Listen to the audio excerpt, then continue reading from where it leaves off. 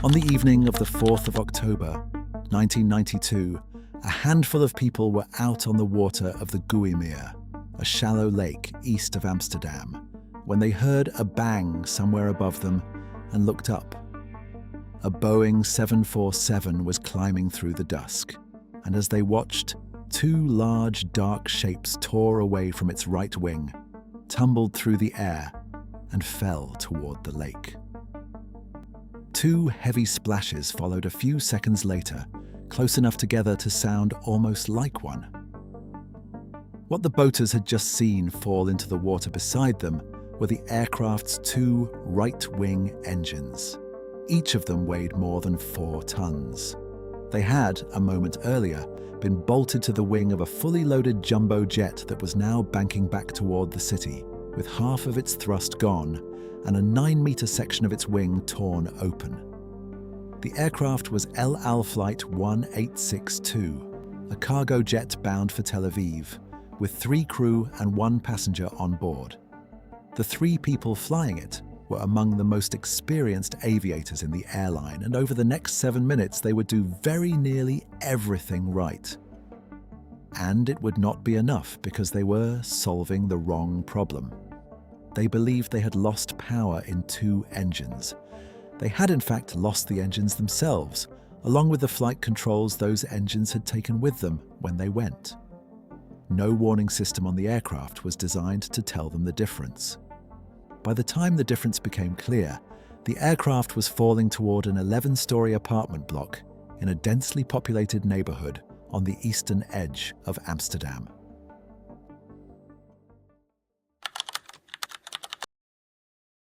The aircraft was a Boeing 747 freighter built in 1979, and it had already had a long day before it ever reached Amsterdam. It had flown in from New York that afternoon, landing at Schiphol on schedule for a crew change and a fresh cargo load before the final leg to Tel Aviv. During the transatlantic crossing, the outgoing crew had logged a handful of minor technical complaints. A fluctuating autopilot, a temperamental radio, an irregular reading from one of the generators. And these had been looked at and cleared during the ground stop. The aircraft was refueled. A new cargo load was taken on: flowers, perfume, electronics, and a quantity of other material whose full nature would become the subject of years of controversy. The manifest was approved, though the cargo itself was not physically inspected. The new crew who boarded for the leg to Tel Aviv were, between them, extraordinarily experienced. The captain was Yitzhak Fuchs, 59 years old, a former Israeli Air Force fighter pilot with more than 25,000 flight hours, of which some 9,500 were on the 747.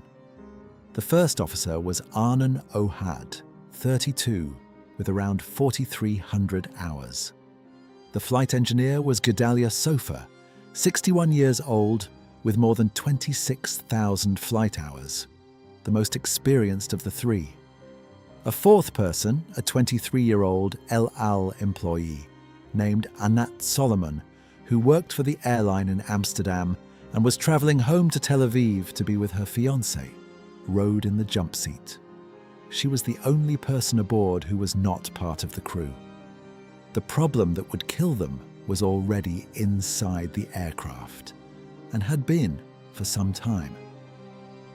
Each of the 4 engines on a 747 hangs from the wing on a structure called a pylon, and each pylon is attached to the wing by a small number of steel components called fuse pins. Cylindrical pins, about 14 centimeters long, deliberately designed to be the weakest link in the assembly. The logic behind them is a kind of controlled sacrifice. If an engine is ever subjected to a catastrophic load, the fuse pins are meant to shear cleanly, allowing the engine to break away without ripping the wing and its fuel tanks apart with it. It is a sound principle, but it depends entirely on the fuse pins being sound and on one of the pins holding the number 3 engine, the inboard engine on the right wing. A fatigue crack had been quietly growing. It was about 4 millimeters deep, invisible to the naked eye, and it had reached roughly halfway around the interior of the pin. At 6:22 in the evening, after a delay of nearly an hour, Flight 1862 lifted off from Schiphol into a calm, clear autumn sky and turned right to follow its departure route eastward out of the city. The climb was normal. There was nothing on any instrument and nothing in the feel of the aircraft to suggest that anything was wrong.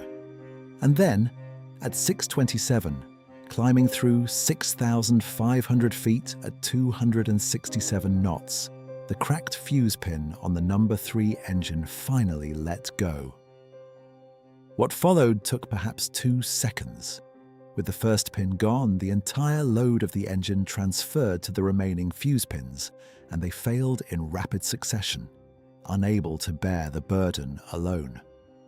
The number 3 engine, suddenly free, did not simply drop. The airflow drove it forward and upward first. It shot ahead of the wing, tearing away a 9-meter section of the wing's leading edge as it went. And then it fell back, and in falling back it struck the number 4 engine, the outboard engine on the same wing. The impact tore the number 4 engine and its pylon from the wing as well.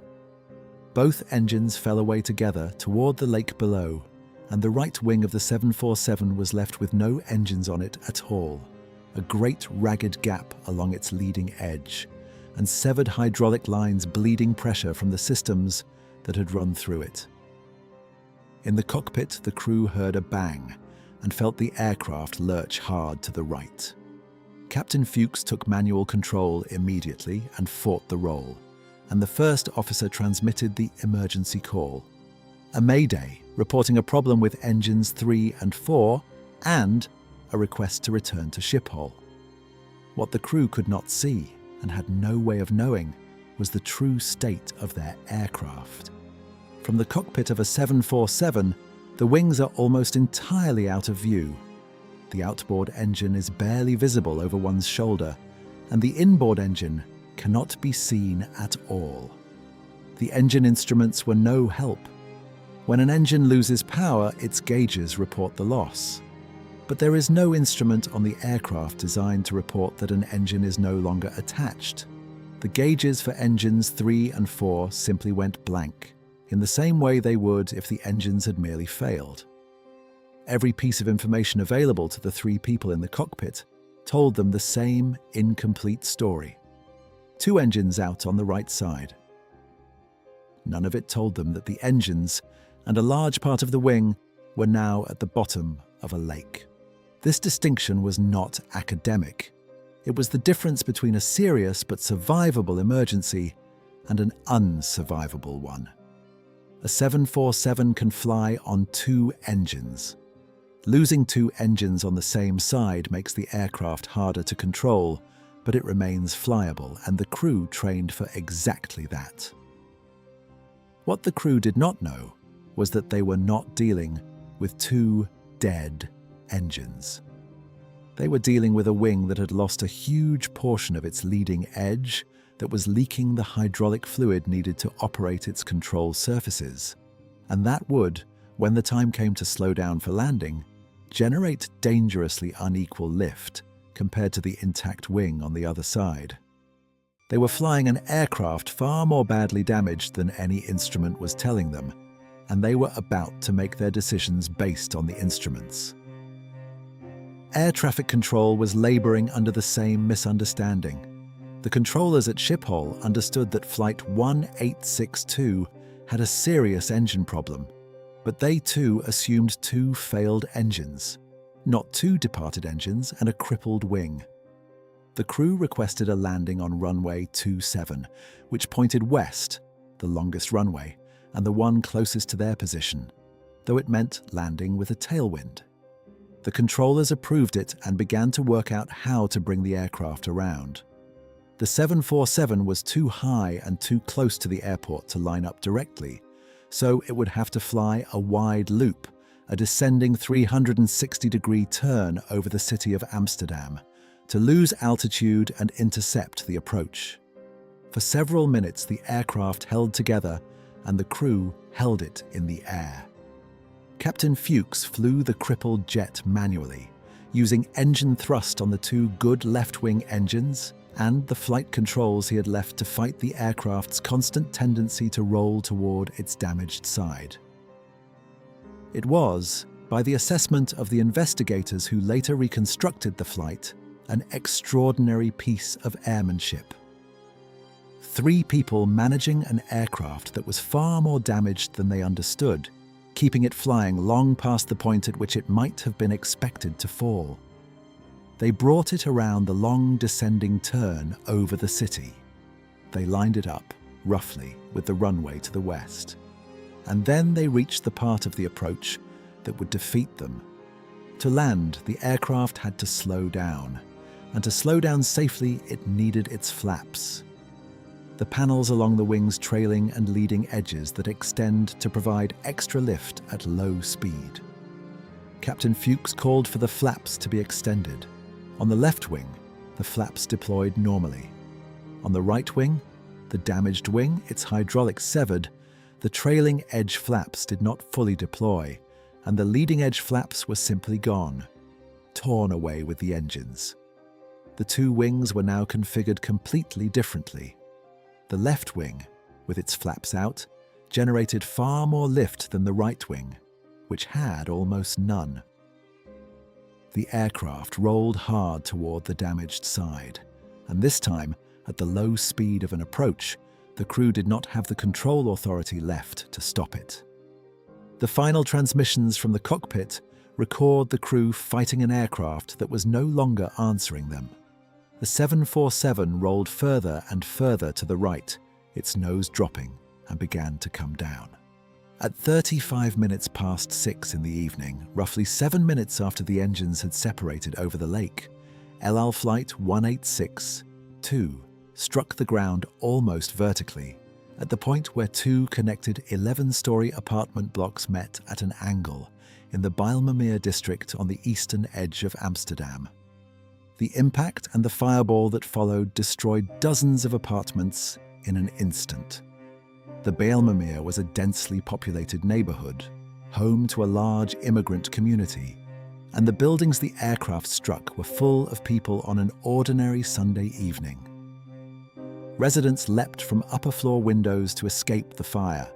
One local man ran into the burning building and carried out a 10-year-old boy, and became, in the days afterward, a symbol of the ordinary courage the night had demanded of the people who happened to live there.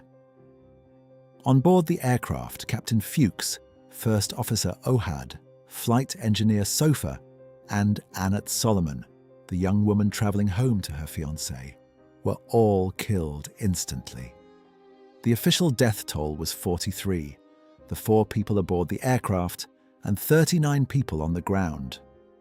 The true figure on the ground was long disputed because the buildings had housed an unknown number of undocumented residents who did not appear on any registry, and for a time the early estimates ran much higher. In the end, 43 was the number the authorities were able to confirm by name. The Dutch Safety Board's investigation identified the cause without much difficulty because the physical evidence, including the recovered fuse pins from the second engine, told a clear story. The fatigue crack in the inboard fuse pin of the number 3 engine had grown until the pin could no longer carry its load, and its failure had cascaded through the remaining pins and torn both right-wing engines from the aircraft. But the deeper finding was more troubling than a single cracked pin. The board concluded that the design and certification of the 747's engine pylon had been inadequate to provide the required level of safety, and that the inspection system meant to catch exactly this kind of fatigue crack had failed to do so. The fuse pins had been inspected less than 800 flights before the accident. The crack, the investigators believed, had already been present at that inspection and had simply not been caught. Nor was Flight 186-2 the first warning. An engine had partially separated from a 747 freighter on landing in London as far back as 1979. And in the early 90s, a series of similar incidents occurred on both the 747 and the older 707, which used a related pylon design. Most alarmingly, less than a year before Amsterdam, a China Airlines 747 freighter had crashed in Taiwan after its number 3 engine separated and struck its number 4 engine. The same sequence, in the same order, that would play out over the Bijlmer. The pattern was there to be seen before the 4th of October, 1992. It was fully understood only afterward. In the aftermath, Boeing and the aviation authorities issued directives requiring the engines and pylons of the entire 747 fleet to be removed and the fuse pins examined, with any cracked pins replaced. The pins were later redesigned. The specific failure that brought down El Al 1862 has not recurred in the decades since. The crash left a wound in Amsterdam that took far longer to close than the physical rebuilding of the neighborhood. In the years that followed, residents of the Bijlmer reported a range of unexplained health problems, and the question of what, exactly, had been in the aircraft's uninspected cargo hold became a national controversy that ran for years. Driven by the slow and partial release of the cargo manifest, by the revelation that the load had included hazardous material, and by the fact that the cockpit voice recorder was never recovered from the wreckage. Some of the fears raised in those years were substantiated, and some were not. What was never in dispute was the mechanical chain at the center of it all. A steel pin the length of a finger, with a crack in it that no one saw, on an engine that fell into a lake, 4 minutes into what should have been an ordinary flight home.